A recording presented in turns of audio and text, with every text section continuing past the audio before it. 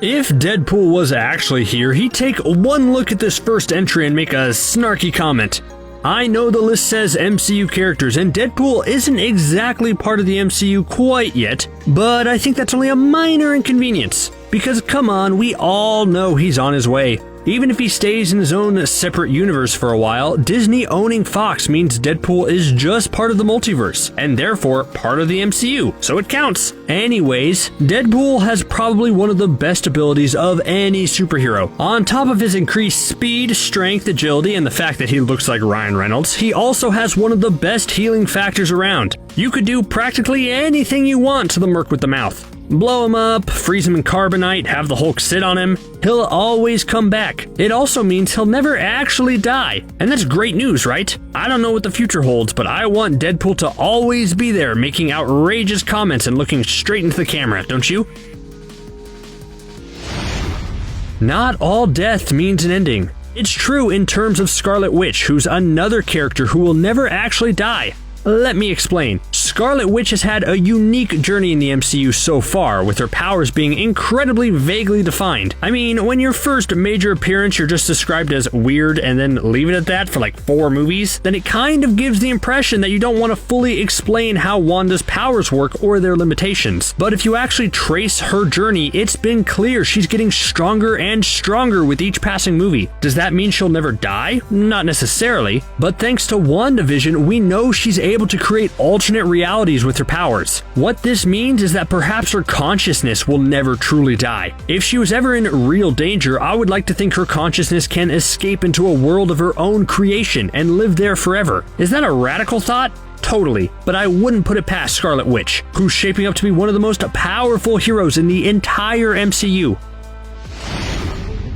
Doctor Strange is the best magician in the world. He's the Sorcerer Supreme. If that title tells us anything, it's that death isn't really a factor anymore. Look at the previous Sorcerer Supreme, the Ancient One, whose age was not known, and the only thing we found out about her is that she looked vaguely Tilda Swinton-y. But it certainly looked like she was on the path to live forever until she was mortally wounded. If that wasn't the case, it looked like the magical energy that flowed through her would continue to keep her alive. And now, all that power resides in Doctor Strange. And I think Doctor Strange is even stronger than the Ancient One, which says a lot about his lifespan. He seems so powerful that unless Baron Mordo shows up and attacks Doctor Strange while he's taking his evening bath, then Doctor Strange doesn't have to worry about death. And that's even without the Time Stone, which would have definitely prolonged his life indefinitely, if he chose to use it as such, of course. Alright, do I think Thor will never die? Well, it depends. Will Fat Thor stick around eating leftover cheese puffs from underneath the couch cushion? Or are we gonna get the Greek statue come to life Thor that we've seen in previous movies? Well, if Chris Hemsworth's workout photos are to be believed, Thor is back in fighting shape. But with Thor getting back to his impressive physique, it also might come with some handy perks. Mainly immortality. Yes, it's been said that the average lifespan of an Asgardian is like 5,000 years or so years, but we know even that can be prolonged. Look at Odin. It's tricky to nail down his birth certificate, so I can't tell you his exact age, but if we base it off comics as well as some comments in the movies, then Odin could be millions of years old. When Thor faces Surtur, he tells the fire demon that he thought Odin killed him 500,000 years ago. Now, this could just be Thor having some fun, but if it's true, then Odin was seriously old. And because Thor's Odin's son and looks to be even more powerful, it would only be natural for Thor to live just as long as Odin. And hey, if this means more Taika Waititi Thor movies every few years for 1,000,000 years, I wouldn't be opposed to it.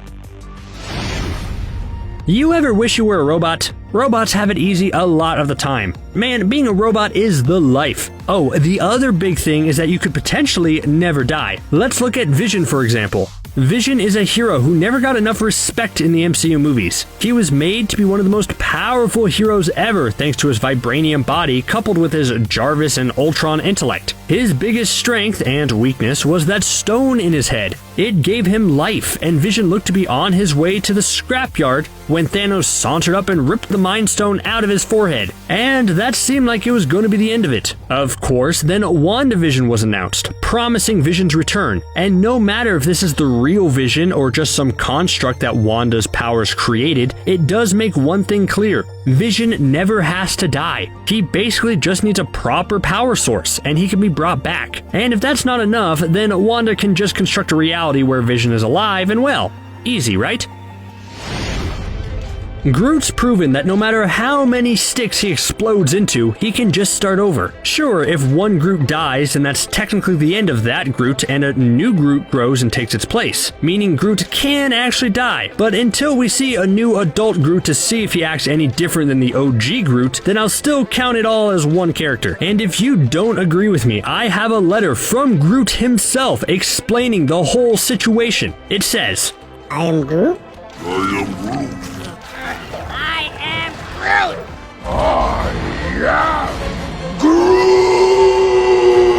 Incredible writing, Groot. Thank you for that. I like how he said, I am Groot. That part really stuck with me. This list includes Deadpool, which means we're contractually obligated to include Wolverine too. Trust me, I tried to leave Wolverine off, but he just started calling me Bub a bunch of times, and I got too scared to say no. Again, Wolverine is a special case. He's not quite in the official MCU yet, but it's only a matter of time. For years, we've gotten used to Hugh Jackman's performance as Logan, but now it's time for someone else to take over the role and inherit the adamantium claws. Plus, I expect his healing factor is going to work a lot differently. In the Fox universe, Hugh Jackman had been playing the role for over 15 years, and it was time to retire the character permanently. This led to the explanation of his healing factor wearing off in his old age, and a few other important factors that led to his demise. But really, Wolverine should never be able to die. His healing factor is incredibly strong, and just like Deadpool, it keeps him coming back every time he's injured. Plus, on top of the healing factor, he has that adamantium skeleton, which already boosts his chances to never actually die. The cosmic side of the MCU taught us all one thing: that Earth doesn't know anything about anything. We've had these mystical items on Earth for so long, but I don't think we ever fully understood their abilities. It's why it's so hard to pinpoint whether Captain Marvel will ever die now or not. Thanks to the exposure from the Tesseract, Carol Danvers became the strongest hero in the universe, and it also had the side effect of slowing down her aging to a snail's pace. But I think it's also not too crazy to assume Captain Marvel will never die. For one, I don't see any force in the universe strong enough to beat her in battle, so with that worry out of the way, I would imagine the Tesseract powers are going to keep her alive and relatively looking the same for thousands and thousands of years. Can you believe that?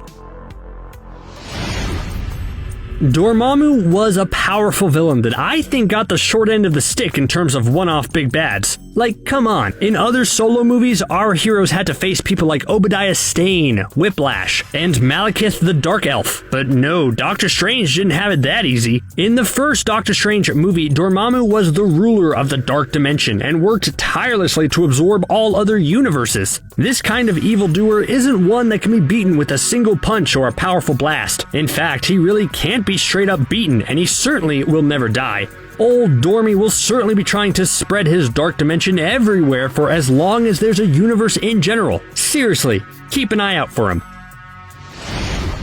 While Gamora was the golden child, Nebula was like a fast food meal that you left sitting out on the counter for a few days. No matter how hard Nebula tried, Gamora always outperformed her, with every loss making Thanos upgrade Nebula's body to make it stronger. Well, there's one thing Nebula will win at, and that's a long life. I'm sure Gamora will live a long life if she doesn't make a habit of being sacrificed for the Soul Stone, but it has nothing on Nebula. Just like Vision, if there's a part broken, you fix it. And that sort of thing will